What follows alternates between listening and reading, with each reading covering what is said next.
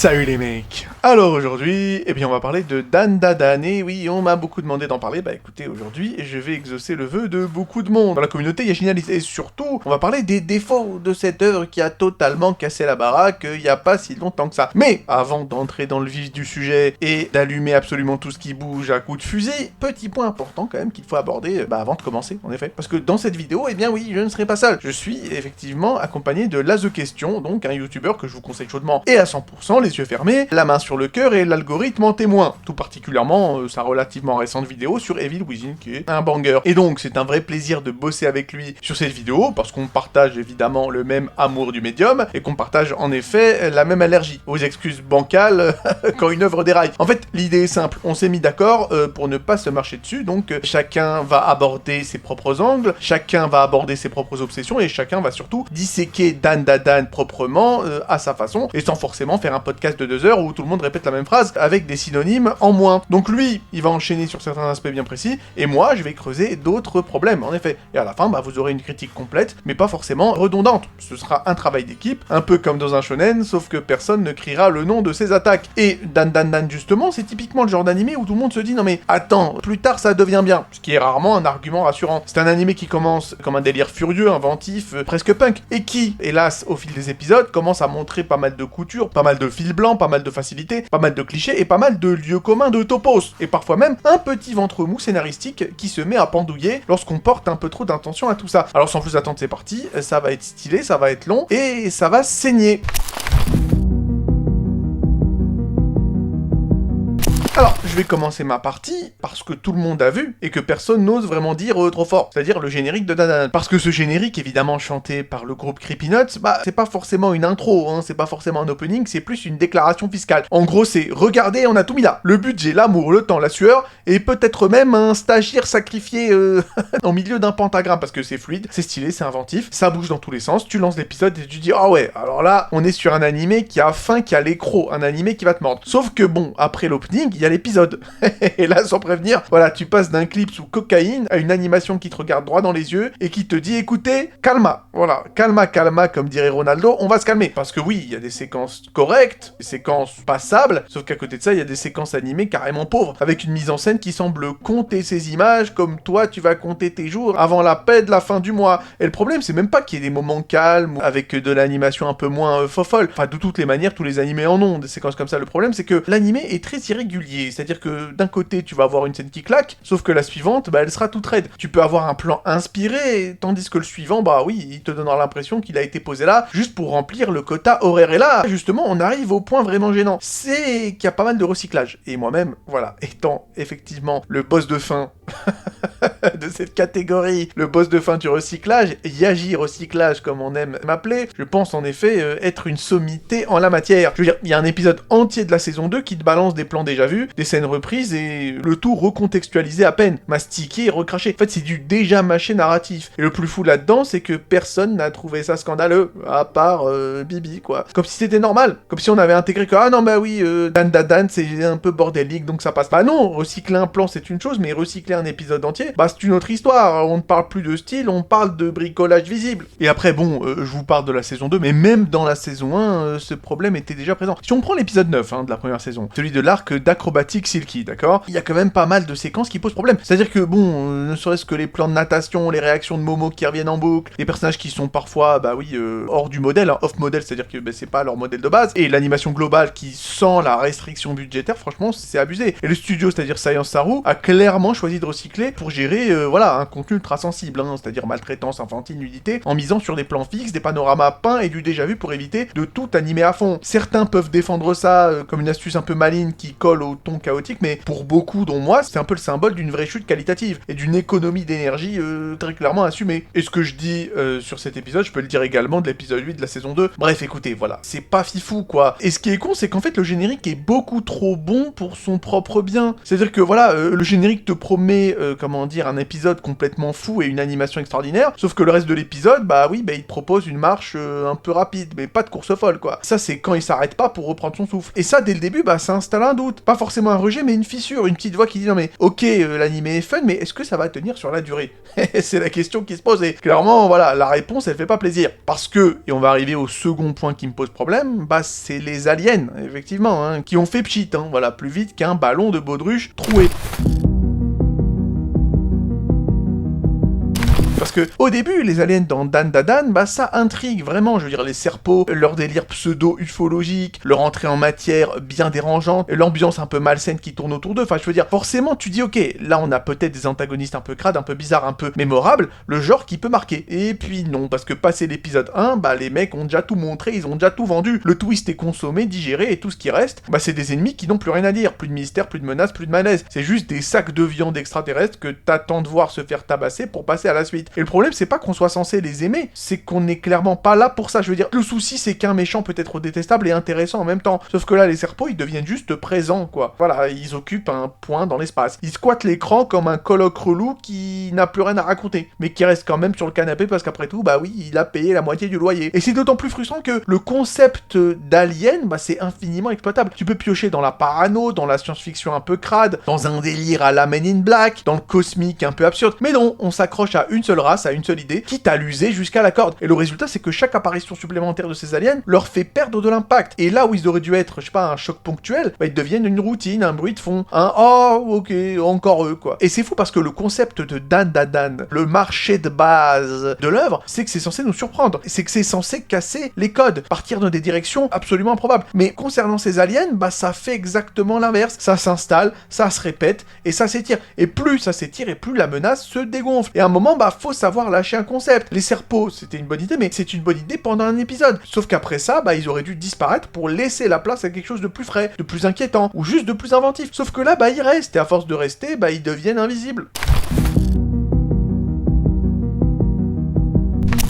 Troisième souci, et là je vais attaquer un bon gros morceau, bah c'est le harem autour d'Okarune. Bon, vous me connaissez, hein, pour ceux effectivement qui ont vu mes vidéos de critique sur les isekai, voilà, le concept de harem, c'est quelque chose, voilà, que j'apprécie pas forcément énormément. Et on va être clair, dans Dan Dadan, c'est pas vraiment la romance qui se développe qui pose problème, en fait c'est le dispositif qui est mis autour. C'est le mécanisme. En fait c'est juste un truc posé là, pour flatter le spectateur lecteur, hein, voilà, que vous regardiez l'anime ou que vous lisiez le manga, mais c'est pas là pour servir la narration ou l'histoire. À chaque nouveau perso féminin, à peu près dans la tranche d'âge d'Okarune qui est présentée, j'ai vraiment eu l'impression qu'un petit compteur invisible se déclenche. Voilà, tic-tac. Combien de scènes avant qu'elle ne tombe amoureuse de notre binoclard préféré? 3 scènes, 4 scènes? Parce que voilà, il y aura juste un combat, une discussion gênante, un moment de vulnérabilité, et hop, c'est plié. Et le pire, c'est que ça casse tout. Le rythme, la narration, la crédibilité des personnages, tous ces protagonistes féminins, parfois introduits avec de vraies idées, de vraies personnalités, bah elles perdent soudain toute substance dès qu'Okarune entre dans le champ. Et c'est plus des persos, c'est des réactions des satellites. On n'est plus dans une dynamique relationnelle intéressante, on est dans ce que j'appelle et dans ce que je critique dans toutes mes vidéos sur les isekai, c'est-à-dire le self-insert déguisé, l'auto-insertion dégueulasse. En gros, c'est juste un manège affectif dans lequel le spectateur ou le lecteur est gentiment invité à s'insérer afin de vivre, voilà, son fantasme par proxy et par procuration. Et c'est d'autant plus dommage que Dan Dadan sait écrire des persos féminins forts, mais seulement quand Okarune n'en est pas le point de gravité. Et ce harem, il crée pas de tension dramatique, il crée ce que j'appelle de la lourdeur. Chaque nouvelle possibilité amoureuse, ça n'ajoute rien, ça dilue, ça ralentit, ça te sort de l'histoire pour te rappeler que oui, on est dans un animé qui coche des cases bien connues. Et encore une fois, c'est pas ce que j'ai signé à la base. Dan Dadan, c'est censé être quelque chose qui casse les codes. Sauf que là, il y a aucun code qui est cassé. Et pendant ce temps-là, de la même manière, la relation qui devait vraiment compter, celle entre Momo et Okarune, bah ça piétine, elle piaffe, elle fait du surplace. Et pas parce que c'est subtil, pas parce que c'est bien écrit, mais parce qu'elle est sans cesse parasitée par ces détours artificiels. Et au lieu d'un duo qui se construit au fil des épisodes et au fil des chapitres, on a une file d'attente sentimentale. Et franchement, regarder une romance avancer à reculons pendant que des persos secondaires tombent amoureux par automatisme, bah c'est pas du slow burn, c'est juste frustrant en fait.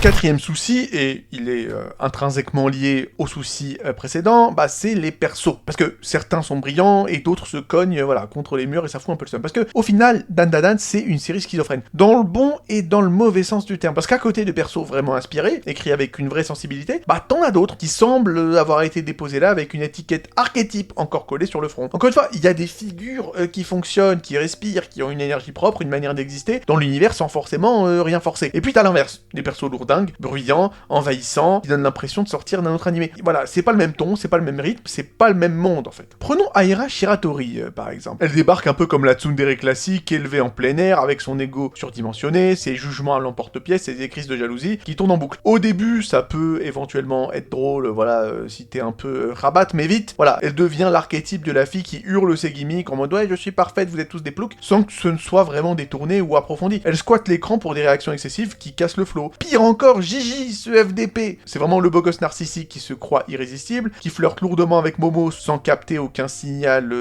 social, vraiment, et ramène tout à lui. Son introduction est un festival d'attitudes de merde et de blagues forcées sur son charisme supposé. Il se cogne contre les murs de l'univers parce qu'il joue l'archétype du rival charmeur, premier degré, sans la folie punk qui était censé faire le sel de Dan Dadan. Et puis, bon, Kinta Sakata aussi, il faudrait en parler. L'espèce de gros nerd, là, ultra pervers, poussé à l'extrême, obsédé par les mechas et les nanas, avec ses délires pervers qui reviennent un peu comme un tic. Son humour trash est censé être absurde, mais bon, il finit par être envahissant, répétitif, comme si l'excès seul suffisait à le rendre mémorable. Voilà, ce sont des archétypes vus, revus, mâchés, remixés jusqu'à l'absurde. Et le problème, c'est pas qu'ils soient reconnaissables. Le problème, c'est que les tropes qu'ils représentent ne sont jamais détournés, en fait. Ils sont joués premier degré, comme si le simple fait d'être excessif et d'être un peu absurde suffisait à les rendre drôles ou mémorables. Bah non, en fait, c'est juste que ces personnages-là, on les a vus 40 000 fois avant même, je dirais même plus. Et au lieu de renforcer l'univers déjanté de Dan Dadan, bah ils en sortent littéralement. À chaque apparition de ces mecs-là, bah j'ai vraiment eu l'impression que la série, en fait, change brièvement de chaîne, puis revient à son propos initial, comme si de rien n'était. Et c'est frustrant aussi, parce que moi je vois bien que l'animé pourrait faire mieux, quand il prend son temps, quand il laisse ses persos exister, sans forcément hurler leur gimmick toutes les 10 secondes, bah ça peut marcher. Sauf que ça retombe fréquemment dans cette espèce de faux réflexe de shonen basique, et tout devient plus artificiel en fait, et c'est le problème. Et le truc c'est que Dan Dadan nous donne l'impression de vouloir être libre, fou et imprévisible, sauf que plus ça continue, et moins il est fou, moins il est imprévisible, et moins il est libre. C'est ça qui est con quoi, c'est qu'il s'enferme dans ses topos, dans ses lieux communs propres au shonen, des lieux communs qui clairement me sortent par les trous de nez, sauf que bon, moi je pensais m'en être libéré et m'en libérer avec Dan Dadan, sauf que bah non, il y a aucune libération possible. Hein. On retourne dans les mêmes merdes,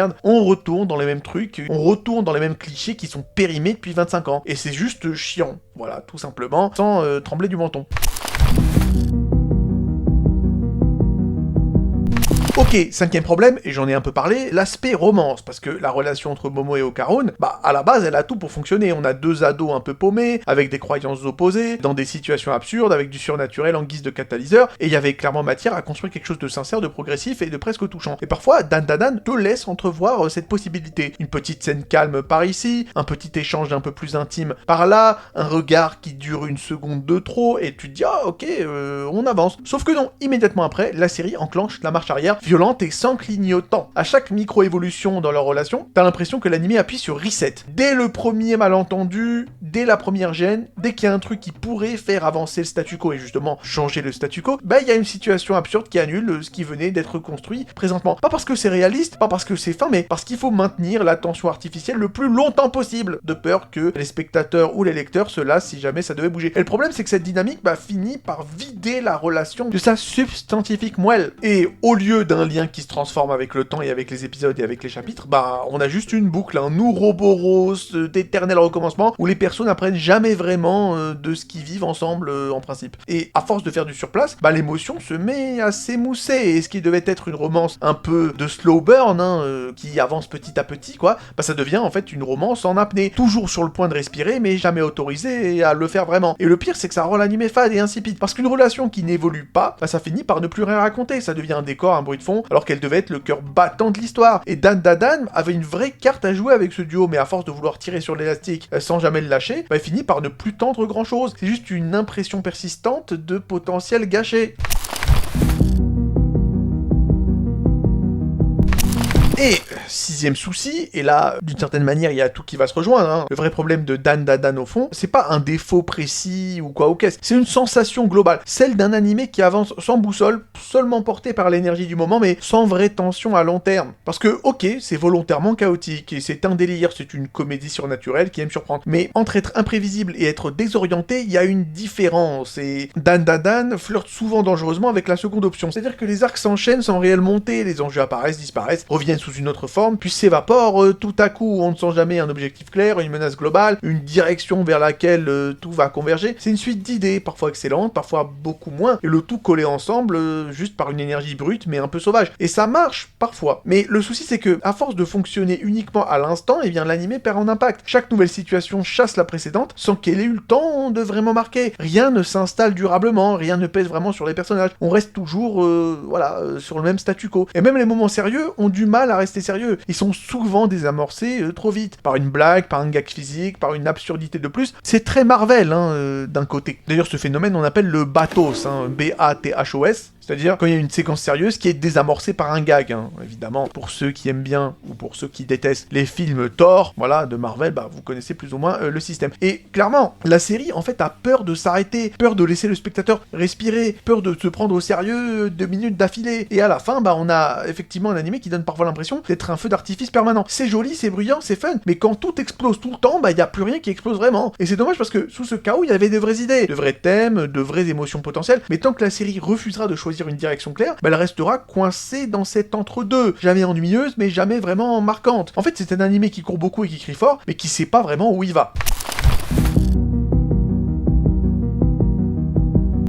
Et on va finir avec le 7e et dernier problème, en tout cas pour ma partie évidemment. Là, The Question aura beaucoup de choses à dire de son côté également, mais voilà, de mon côté, pour moi, et je vais terminer là-dessus, le dernier truc qui coince vraiment avec Dan Dadan, c'est l'illusion de l'originalité, et j'en ai un peu parlé, à de multiples reprises précédemment. Parce que, on va être clair, Dan Dadan est créatif, visuellement, conceptuellement, dans ses idées de départ. Mais créatif, ça veut pas dire révolutionnaire. Et le problème, c'est que beaucoup de personnes m'ont vendu Dan Dadan comme si c'était un ovni total, un truc jamais vu, alors qu'en réalité, c'est surtout un shonen très classique, déguisé en série déjantée, et pour moi, c'est un peu l'arnaque de trop avec cet animé. Parce que tous les tropes sont là, et ils sont bien en place. On a le héros un peu loser, mais spécial, le pouvoir à double tranchant, les ennemis qui arrivent par vagues, les combats qui servent de révélateurs émotionnels, et même les dynamiques relationnelles sont ultra balisées, j'en ai parlé sur le chapitre sur le harem. En fait, et très simplement, tout est emballé dans du surnaturel absurde et du chaos visuel, ce qui donne l'impression de nouveauté, mais une fois qu'on retire l'emballage, on reconnaît très vite la marchandise, les amis. Et encore une fois, c'est pas un crime. Beaucoup d'excellents animés reposent sur des formules connues. Le souci, c'est que Dan Dadan ne les détourne pas assez. Il les accepte telles quelles, les pousse peut-être un peu plus fort que les autres animés ou les autres mangas, mais voilà, à part les rendre un peu plus brillantes, il ne les questionne jamais. Et du coup, passé l'effet waouh des premiers épisodes, moi j'ai commencé à anticiper tout ce qu'on allait me présenter. Je savais plus ou moins comment chaque scène allait se terminer, je savais plus ou moins quel rôle allait jouer tel personnage, et en fait, tu peux savoir quand l'émotion va être cassée par une blague, et à partir de là, la surprise elle disparaît. Et l'intérêt de l'animé avec, désolé de le dire. Et c'est justement ça, le plus frustrant avec Dan Dadan, et vous l'aurez compris, le fil rouge de ma partie de cette vidéo, c'est un peu la frustration. C'est un animé qui m'a frustré, parce que j'ai constamment senti que ça pourrait aller plus loin, ça pourrait être plus radical, ça pourrait être plus méchant avec les codes qu'il essaie de détourner. Mais il reste souvent à mi-chemin. L'animé est assez fou pour se faire remarquer, mais jamais vraiment assez pour vraiment nous marquer. Il se fait remarquer, mais il ne marque pas. C'est ça le délire. Et au final, Dan Dadan n'est pas mauvais non plus, loin de là, mais il est prisonnier de ses propres promesses. En fait, l'animé se présente comme une explosion incontrôlable comme étant du jamais vu, mais il fonctionne en réalité sur des rails extrêmement connus, extrêmement éculés. Et quand je vois tout ce potentiel, toute cette énergie, toute cette envie de tout casser, alors qu'au final, y a rien qui est cassé, t'inquiète pas, le magasin de porcelaine, il est comme neuf, je me demande ce que je fous là, en fait. Tout simplement, je me demande ce que je fous là. Pourquoi est-ce que l'animé n'ose pas casser un peu tout, un peu plus fort, tout simplement. Et donc, Dan Dadan, et je vais terminer ma partie là, c'est une série qui est pleine d'idées, mais aussi pleine de contradictions, et je pourrais continuer encore longtemps, mais bon, l'intérêt de cette vidéo, vous l'aurez compris, c'est de croiser les regards, donc maintenant je vais laisser la parole à The Question, qui va vous donner son point de vue, et attaquer la série sous un autre angle, donc voilà, je passe la main, vas-y The Question. L'un des détails qui me dérange le plus dans cet animé, et qui est propre à beaucoup d'autres, est le lambda qui attire toutes les protagonistes féminines, sans aucune putain de raison. C'est quelque chose que je trouve mais alors très épuisant, et qui me sort tout de suite de la narration de l'œuvre. Cet élément est censé être un nœud dramatique mineur, offrant du développement relationnel des deux protagonistes que sont Momo et Okarun. Et franchement, je trouve ça super idiot de faire un truc pareil. Car le but de cette relation est de nous investir sur la naissance d'une romance entre Okarun, le nerd fan de Cryptid, et Momo, une jeune femme qui a reçu une éducation sur les croyances ésotériques et qui fantasme sur un équivalent d'un Ryan Gosling. Je suppose. Mais en créant le trope du héros qui se crée un harem sans le vouloir, ça ralentit une vraie relation grandissante entre les deux héros. Et ça te fait lâcher l'affaire quand tu vois que l'un ou l'une fait un pas, il finit par en faire 150 000 en arrière. Je suis désolé de le dire, Mais on n'a pas signé pour ça. Je veux une aventure de deux adolescents chelous qui affrontent des choses qui les dépassent. Dépeints sur un fond cartoonesque, avec quelques vannes bien calées par-ci par-là. Mais aussi avec des moments froids et durs, pour rappeler que le public qui visionne ce show est assez intelligent pour comprendre les sous-textes à travers la création de chaque entité. Comme par exemple, le fait que Mémé Turbo, ou Turbo Granny, apparaissent qu'auprès de Momo, quand elle est en mauvaise posture contre des hommes. Pas besoin de vous faire un dessin du sous-texte derrière ce personnage, je pense que vous comprenez direct. Là je parle du futur de l'animé, pour son propre bien, il doit arrêter ce trope. Ça le vide de toute substance, de ce que sont certains protagonistes féminins dans l'animé. C'est super triste à voir, et surtout à subir au visionnage. Va falloir arrêter de créer cette barrière fictive entre les protagonistes, car on le sait, ils vont finir ensemble. Surtout parce que cette œuvre n'est pas écrite par l'auteur de Rent a Girlfriend. Et à cela j'ai une question. Pourquoi ne pas les mettre ensemble au fur et à mesure pour ensuite créer de nouvelles problématiques que peuvent traverser certains couples, du style « Comment je fais le premier pas ? Pourquoi tu passes du temps avec telle personne plutôt qu'avec moi ? Pourquoi j'ai l'impression que notre temps est moins qualitatif qu'avant ? Et bordel, qu'est-ce que tu fais dans ce lit avec ma grand-mère ? Laisse-moi te pomper le dard. » Après, il ne faut pas être aveugle. Le but de tout ça est de créer du self-insert. Un moyen facile et feignant d'investir le lecteur ou le spectateur dans l'histoire et le récit de l'œuvre. Un moyen qui permet de se mettre dans les bottes du protagoniste principal, qui est parfaitement ancré dans le trope du loser extraordinaire. Celui qui, on ne sait comment, est une personne impopulaire, moquée et humiliée, et qui par un concours de circonstances, se trouve être celui qui peut résoudre tous les conflits et sauver le monde, ou résoudre les problèmes par sa manière de faire et de voir le monde. C'est le cas dans Les Gardiens de la Galaxie, Donjons et Dragons, l'honneur des voleurs, ou encore Kick-Ass. Le problème est que dans les films que je viens de citer, les protagonistes ne sont pas juste des archétypes vides et sans saveur. Alors que dans l'anime, je suis désolé de le dire, mais c'est du réchauffé. Du discount avec comme serveur du carton mouillé, avec comme accompagnement un vide intersidéral. Il y a surtout un truc auquel il faudrait parler. C'est bien sûr le budget mal orienté envers l'animé. On est tous d'accord pour dire que le générique de début et de fin sont très, mais alors très beaux. Le reste de l'animé ne suit clairement pas. Tu peux remarquer qu'à certaines scènes, l'animation est, il faut le dire, moche. Ou pour être poli, négligée. Le problème à mes yeux est que le générique ne doit pas servir de publicité pour les réseaux sociaux. Si c'est réellement l'objectif que c'est imposer le studio pour trouver un moyen de capter notre attention en tant que spectateur, je suis désolé de le dire, je trouve ça terriblement ridicule. Le but d'un générique d'un animé, ainsi que d'une série voire même d'un film, est d'être une vitrine de l'ambiance sur laquelle on va être plongé, le style graphique qu'on va visionner, et surtout de sa bande originale, car l'air de rien, une bande originale dans une œuvre, c'est quelque chose qui reste souvent gravé en mémoire. Si par exemple je vous dis The Last of Us, il y a de grandes chances que vous pensiez à ça. Panic spread worldwide after a leaked report from the World Health Organization showed that the latest vaccination tests have failed. Et honnêtement, Dan Dan le fait très bien. Les musiques dans la série sont de bonne facture, mais hélas, une bonne BO, ou bande originale, ne fait pas tout. L'animation ne suit clairement pas. Dire que le générique est mensonger par rapport à la qualité d'animation, ça serait un peu abusé. Surtout quand tu regardes certaines scènes de combat. Mais disons qu'à certains moments, on se sent clairement peu, voire pas du tout respecté. Est-ce que vous vous souvenez de cette scène dans la saison 2 ? Je vais pas vous refaire toute l'explication, mais il faut dire que l'épisode d'introduction de ce personnage est terrible. Il y a 25% de l'épisode qui sont les mêmes scènes de la saison 1, avec les mêmes problématiques, avec les mêmes textes, avec juste quelques passages du nerd. Le rêve pour leur public atteint d'Alzheimer.